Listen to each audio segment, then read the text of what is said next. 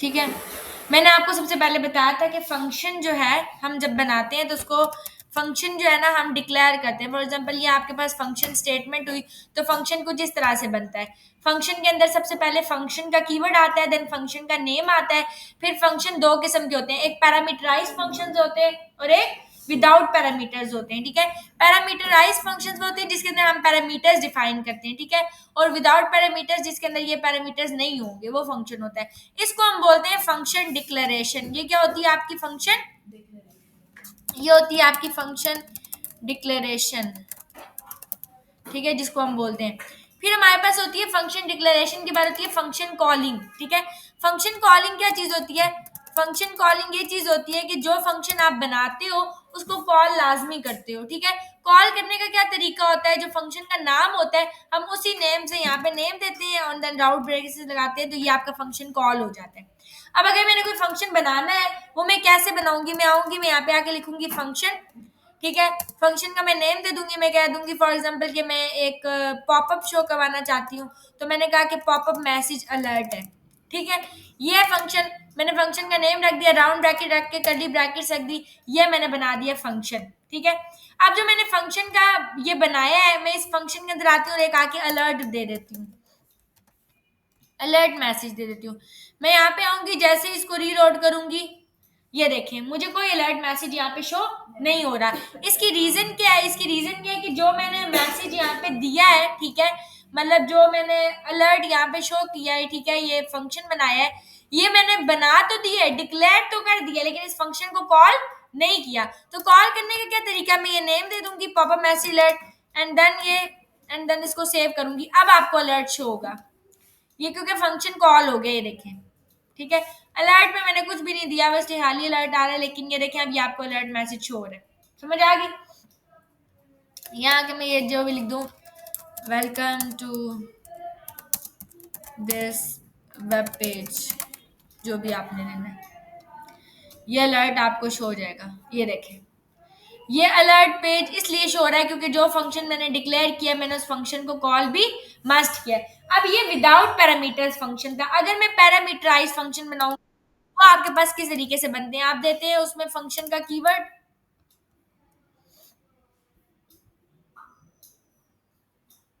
ठीक है, फंक्शन का कीवर्ड देने के बाद फंक्शन का नेम देते हैं। फॉर एग्जांपल मैंने दो वैल्यूज को सम करना है, मैं यहाँ आके दे दूंगी सम। ठीक है। ये आ गया सम का फंक्शन। अब मैंने सम का फंक्शन आया, मैंने आके इसमें एक ए वेरिएबल ले लिया, ए वेरिएबल में मैंने वैल्यू स्टोर करवा दी है 10, वेरिएबल बी ले लिया है, मैं उसके अंदर आके वैल्यू ले लेती हूँ 20। ठीक है।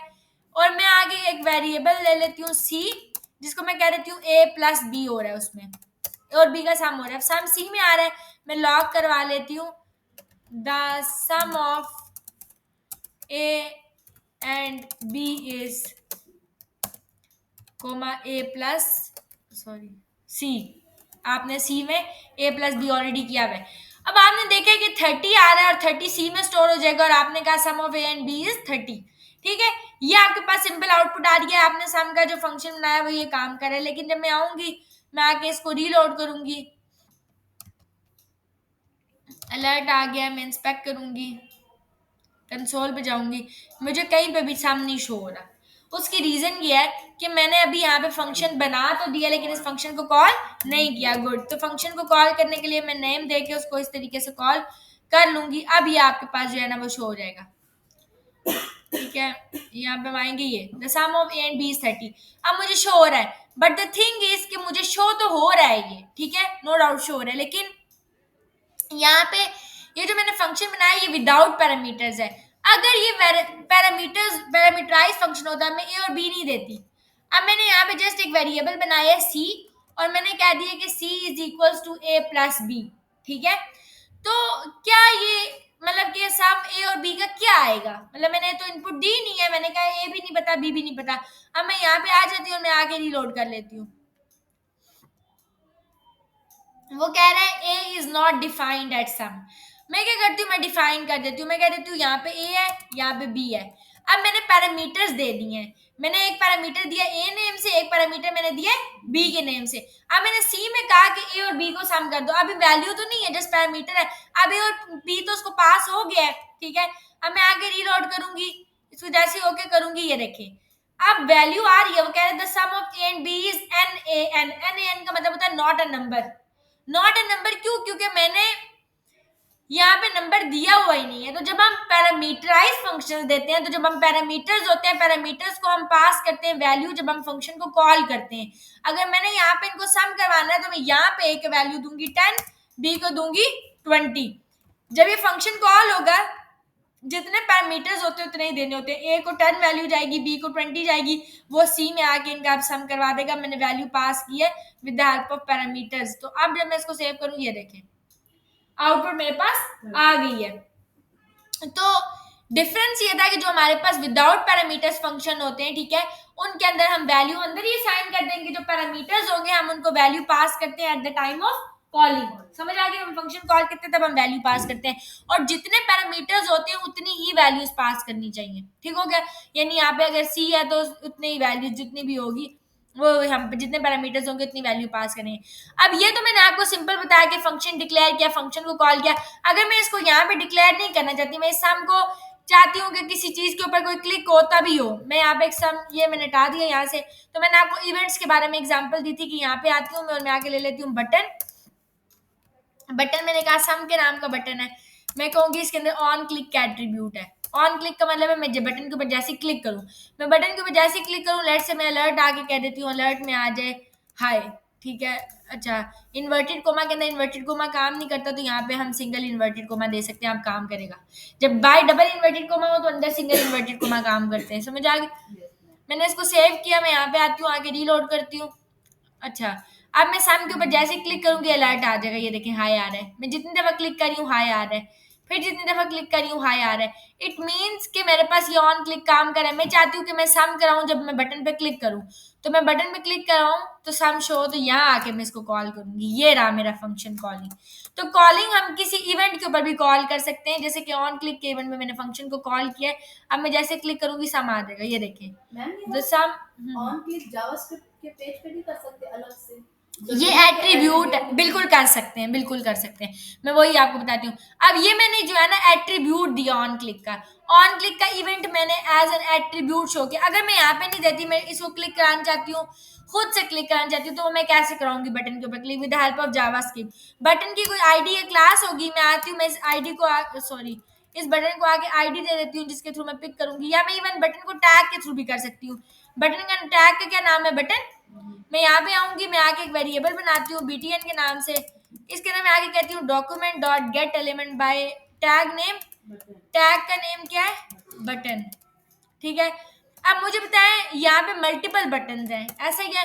मैं लॉग करवाती हूँ बीटीएन, तो बटन एक ही है वैसे तो मेरे पास, लेकिन क्योंकि मैंने टैग किया तो टैग में मल्टीपल टैग्स आ सकते हैं एक सेम नेम से।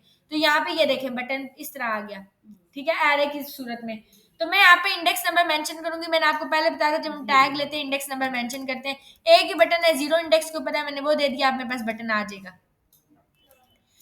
अब बटन आ रहा है मेरे पास, ये देखें। अच्छा मैं आती हूँ यहाँ पे, मैं इसको एक दफा ये हटा देती हूँ बार बार क्योंकि पॉपअप हो रहा है। इस फंक्शन को हटा देते हैं। ठीक है, ये आ गया बटन आपके पास। ठीक है, बटन अब आपके पास आ रहा है। अब अगर आपने इस बटन के ऊपर बटन आपने गेट कर लिया, कोई इवेंट लगाना है तो हम इस तरीके से भी लगा सकते हैं। बटन आपके पास किस वेरिएबल के अंदर आ रहा है? बीटीएन के अंदर। आप करेंगे BTN dot add event listener. Add event listener क्या करता है? एक इवेंट ऐड करेगा। ठीक है, एक तो इवेंट मैंने ऐड किया था with the help of attribute, ठीक है, ऑन क्लिक का। एक यहाँ से भी हम ऐड कर सकते हैं कोई इवेंट लिस्नर। इवेंट लिस्नर जब हम ऐड करते हैं, सबसे पहले हम देते हैं कि हम लिस्नर कौन से ऐड करें। हम क्लिक का इवेंट ऐड करें, तो मैं इन्वर्टेड को मैं आके लिखूंगी क्लिक, कि मैं क्लिक करने जा रही हूँ, कोमा यहाँ आके आप देते हो फंक्शन। फंक्शन आप बनाते हो round bracket and then curly bracket like this. ये आपके पास बन गया इवेंट लिस्नर। बटन के ऊपर जैसे ही मैंने इवेंट ऐड किया क्लिक का, मैंने कहा जैसे ही बटन के ऊपर क्लिक करेंगे, फॉर एग्जांपल ये सारी फंक्शनैलिटी मैं परफॉर्म करना चाहती हूँ, तो सिंपल ये ए और बी यहाँ पे देने के बजाय मैं यहाँ आके दे दूँ। ऐसा भी हो सकता है, मैं फंक्शन भी कॉल कर सकती हूँ, लेकिन एक जेनेरिक बता रही हूँ। चलो पहले यूं कर लेते हैं, ए और बी रहने देते हैं। मैं जस्ट आती हूँ यहाँ पे आके सम कॉल कर देती हूँ लाइक दिस। अब मैं बटन पे जैसे क्लिक करूंगी सम कॉल हो जाएगा, ये देखें। पर अब यहाँ पे क्या आ रहा है? N A N. Not a number. जी, क्यों नॉट अ नंबर? क्योंकि मैंने वैल्यू पास नहीं की, पैरामीटर्स नहीं पास किए हुए थे। ये देखें हो रहा है ना। बट ये करने के बजाय अगर आपने सम का मेथड इधर ही बनाना था, इजी वे ये था, मैं ए और बी पैरामीटर्स उठाती, मैं यहाँ आके दे देती, ठीक है, और मैं ये सारी परफॉर्म कर लेती इसके अंदर लाइक दिस। ठीक हो गया। तो ये जब बटन क्लिक होगा तो ये खुद ही इसके अंदर परफॉर्म हो जाता है। ठीक है,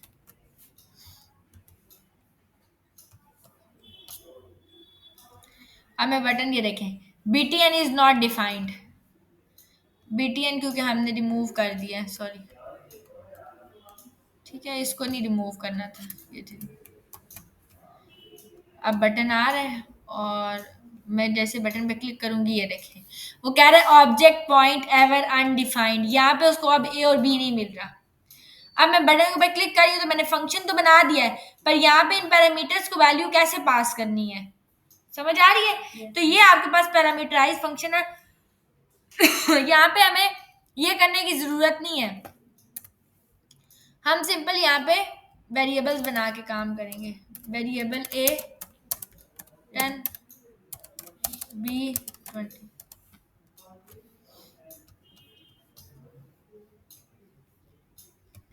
ये आ गया, समझ आ गई। अब आपके पास ये मैंने आपको बताया कि हमने फंक्शन बनाया, फंक्शन आपको बनाने आते हैं, फंक्शन को आप कॉल करते हो, और कॉल मैंने आपको बोला कि एक तो सिंपल कॉलिंग होती है, एक कि आप किसी इवेंट के ऊपर कॉल सकते हो।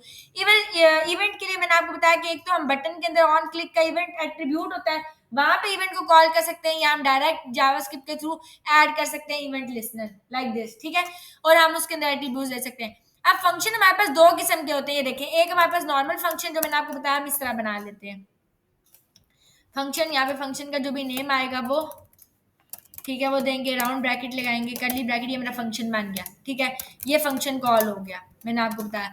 अब फंक्शन आपके पास एक और भी होता है, आप जी आप फंक्शन ऐसे भी बना सकते हैं, मैं आगे कह देती हूँ कि सम का फंक्शन मैंने बनाया, तो आप is equal to variable sum is equal to क्या करेंगे, यहाँ पे लगाएंगे सबसे पहले राउंड ब्रैकेट, ये आपके पास होता है एरो फंक्शन, राउंड ब्रैकेट लगाएंगे, राउंड ब्रैकेट के बाहर आएंगे, ऐसे एरो बनाएंगे एंड देन करली ब्रैकेट, ये भी आपका फंक्शन है, समझ आ गए? इसको हम क्या बोलेंगे, एरो फंक्शन। एरो फंक्शन आपका इस तरह बनता है। अब अगर मुझे इवेंट लिस्टनर के ऊपर बनाना है, मैं कह देती हूँ बटन के ऊपर ऐड करो, बटन तो मैंने लिया नहीं है,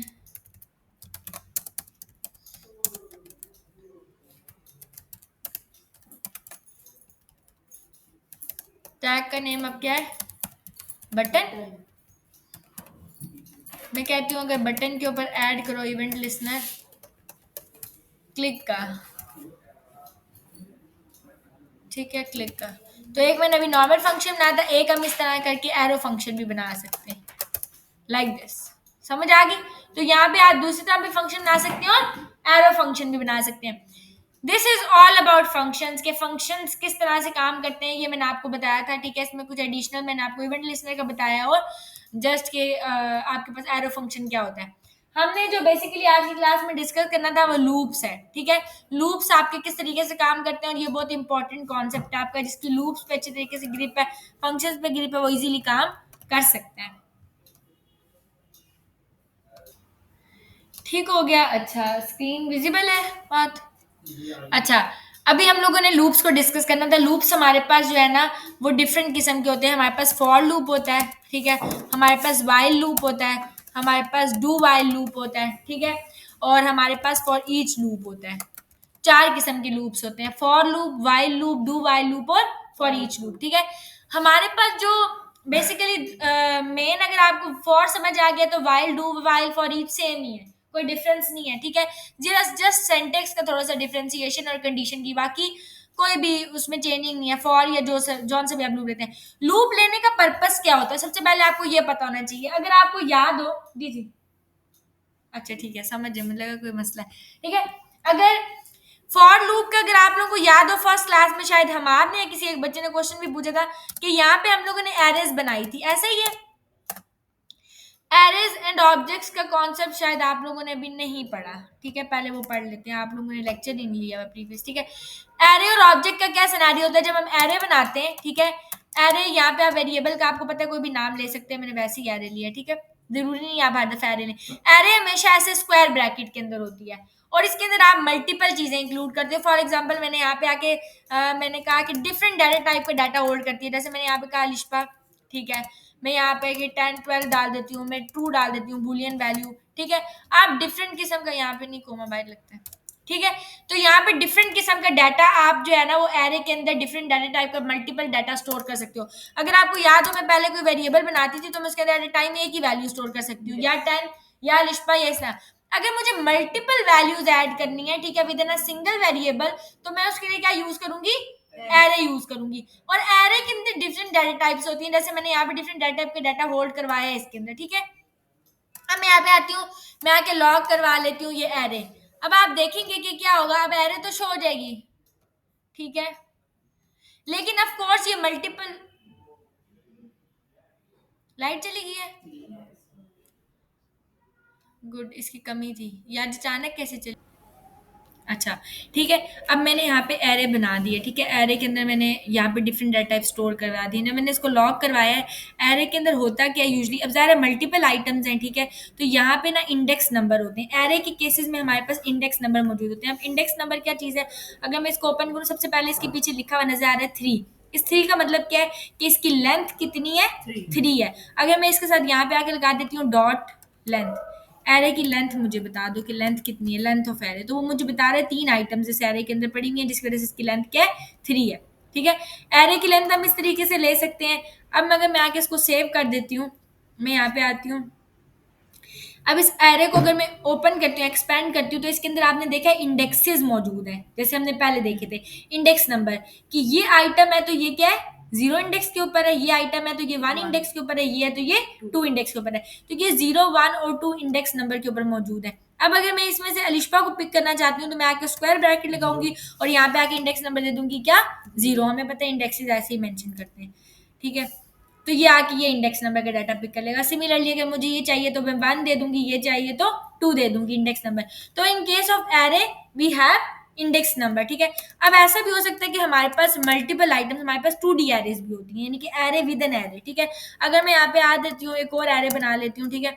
अब इसके अंदर ये एक एरे है, इस एरे के अंदर मजीद मैं 3 एरेज बना लेती हूँ, 1 2 और 3, ठीक है।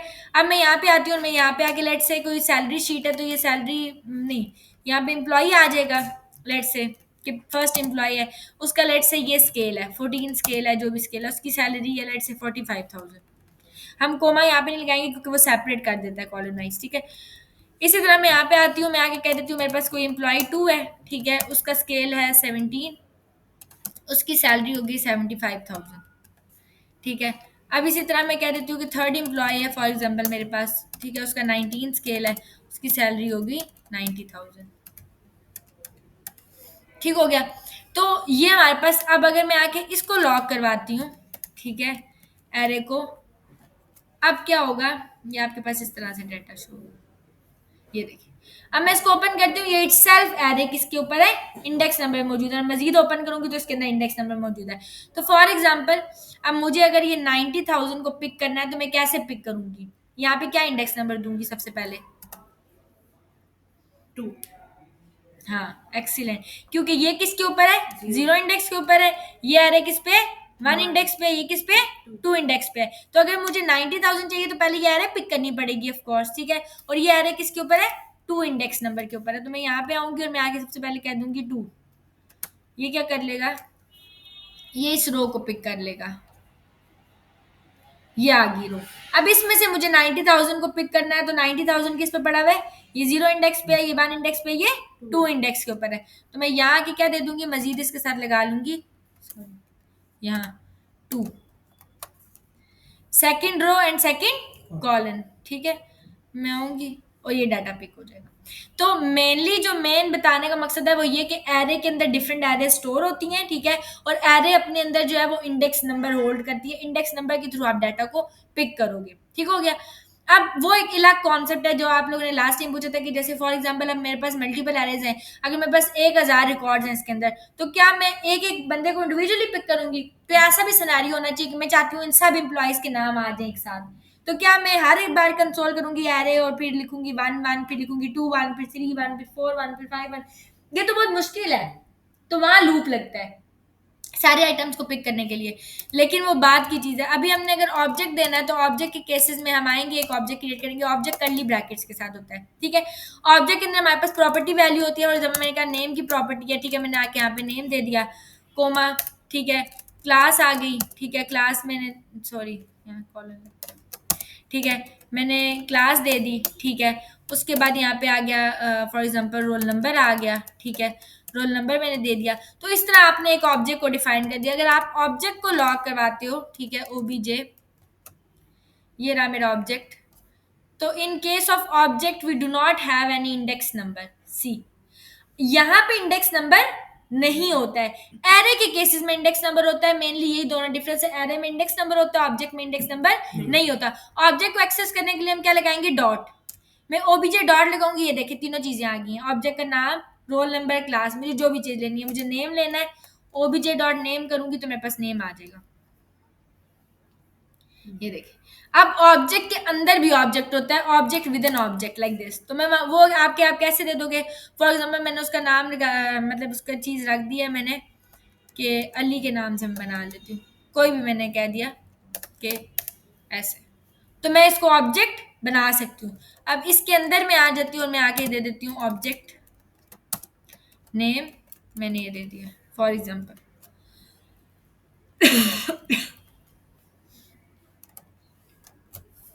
आपने ऑब्जेक्ट ले लिया, ये ऑब्जेक्ट आ गया, तो ऑब्वियसली इसके अंदर भी अब आपके पास जो, सॉरी, ये आ गया, ठीक है, डाटा ये आ गया, ठीक है, इसके अंदर ये अब अली आ गया, और अली के अंदर मजीद सब डाटा है। जैसे मैं अली को ओपन करूंगी, एक्सपेंड करूंगी, तो ये आ गया, ठीक है, और फिर आपके पास दूसरा ऑब्जेक्ट ला गया। अब अगर मैं चाहती हूँ कि मैं इस अस्मा को पिक करूँ, तो मैं क्या लिखूंगी यहाँ पे, OBJ dot Ali, good, excellent, ठीक है। मैं डॉट अली करूंगी तो ये अली वाला ऑब्जेक्ट पिक हो जाएगा। लाइक अगर अभी हम यहाँ तक देखें, मैं इसको सेव करूं, मैं डॉट अली करूंगी तो ये अली वाला ऑब्जेक्ट पिक हो गया। अब इसमें सिर्फ नेम बचा है, तो मैं यहाँ पे डॉट आके नेम करूंगी तो इसका नेम जो है वो पिक हो जाएगा। समझ आया? मीन्स कि एट एनी कॉस्ट हमारे पास ऑब्जेक्ट के अंदर इंडेक्सेस नहीं मौजूद होते, एरेस के अंदर इंडेक्स नंबर मौजूद होते हैं। अब एरे विद एन ऑब्जेक्ट भी होता है। फॉर एग्जांपल मैं यहाँ पे आती हूँ, मैं A1 के नाम से एक एरे बनाती हूँ, ठीक है, ये एरे है। अब इस एरे के अंदर सब ऑब्जेक्ट्स हैं, फर्स्ट ऑब्जेक्ट है, सेकेंड ऑब्जेक्ट है, एंड ये थर्ड ऑब्जेक्ट है। मैं यहाँ पे जस्ट नेम ही रख लेती हूँ ताकि ज़्यादा कंफ्यूजिंग नहीं, मल्टीपल वैल्यूज हो सकती है, पर मैं यहाँ पे नेम रख लेती हूँ। मैं रख लेती हूँ उसमा, यहाँ के नेम रख लेती हूँ तानिया, यहाँ के नेम रख लेती हूँ निशा, ठीक है, मैं लॉक करवा लेती हूँ A1। अब यहाँ पे एरे थी, एरे के अंदर तो इंडेक्स नंबर मौजूद होता है, ऑब्जेक्ट के अंदर इंडेक्स नंबर मौजूद नहीं होता। ये कैसे काम करेगा? मैं क्या दूंगी जी आपके ख्याल में? ये आ गया A1, ये देखें, A1 डॉट नेम देंगे। अच्छा, अगर मैं A1 डॉट नेम करती हूँ, अब ये कौन सा नेम पिक करेगा? इसको क्या पता ये वाला नेम पिक करना है, ये वाला करना है, ये वाला करना 0 है। 1 2 3 आ जाएगा, और 0 1 2। हाँ, एक्सीलेंट। जब आप नेम देते हो ये अनडिफाइंड आ गया, ये गलत हो जाता है क्योंकि आपने कहा A1 का नेम। तो यहाँ पे टेक्निकली क्या होता है, वो नेम तो सब आप यहाँ पे सबसे पहले पिक करते हो, ये पूरा का पूरा ऑब्जेक्ट 0 नंबर इंडेक्स नंबर लेगा क्योंकि एरे में इंडेक्स नंबर लाजमी होता है, ठीक है। तो ये 0 आ जाएगा, ये पूरे 1 इंडेक्स पे आ जाएगा, ये पूरा 2 इंडेक्स पे आ जाएगा। तो जो भी आपको पिक करना है 0 1 या 2 आप वो दे दोगे और डॉट नेम करोगे, तो अब ये इसका इंडेक्स पिक करेगा। ये समझ आ गई एरेस की, ऑब्जेक्ट्स की और फंक्शंस की, ठीक है। इसकी प्रैक्टिस करनी है, कल की क्लास में लूप्स का बताऊंगी, वो लंबा टॉपिक है, ठीक है, कि लूप कैसे हम वो करते हैं।